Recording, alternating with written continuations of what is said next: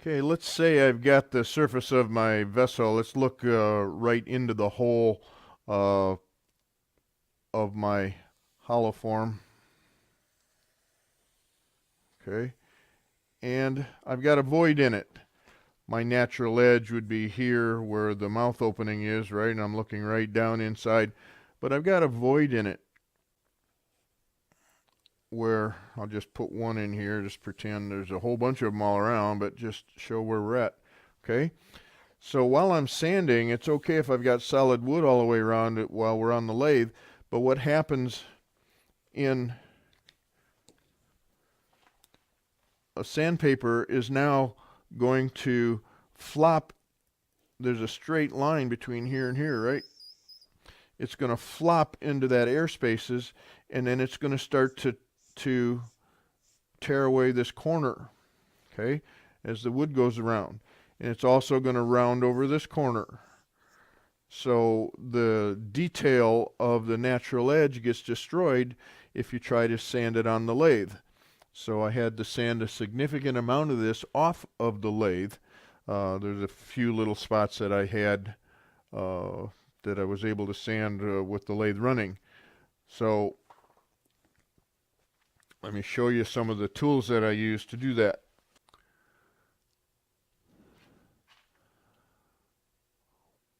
One of the tools that works really well is this is 5 inches in diameter, sanding discs, and it's very soft.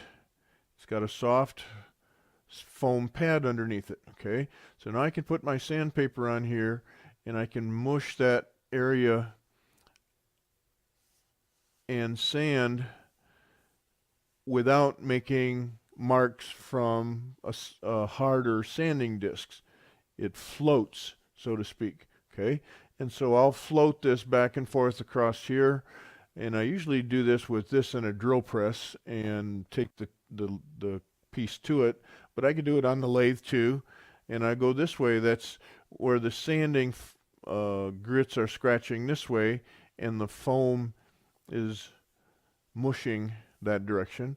And then I'll take it this way, and I'll go north-south for a while, and I'll go east-west for a while.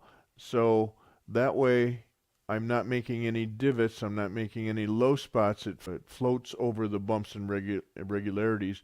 And each time I sand north-south, then I go back in east-west. And then when I'm sneaking up on the void, the sandpaper is always going off the edge, never onto the edge.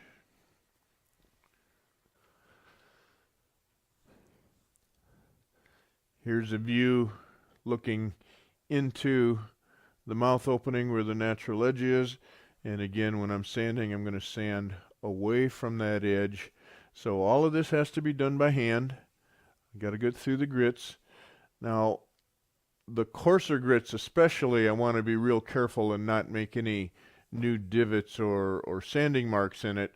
But as I get finer and finer grits, I can broadly get over some of these irregularities, and even I can sand a little bit more on the lathe because the finer sandpaper will skip over the edges without destroying the profile of things. So you never want to sand on the lathe with coarse sandpaper, but you can get away with sanding a little bit of the, let's say 400, 600 grit. You could sand a little bit with the lathe running.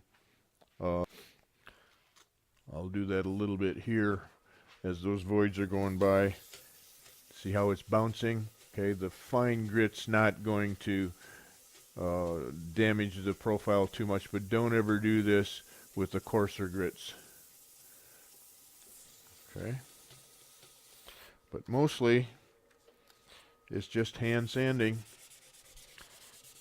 You got to get it down, you got to clean it up, get the little scratch marks from the previous grit.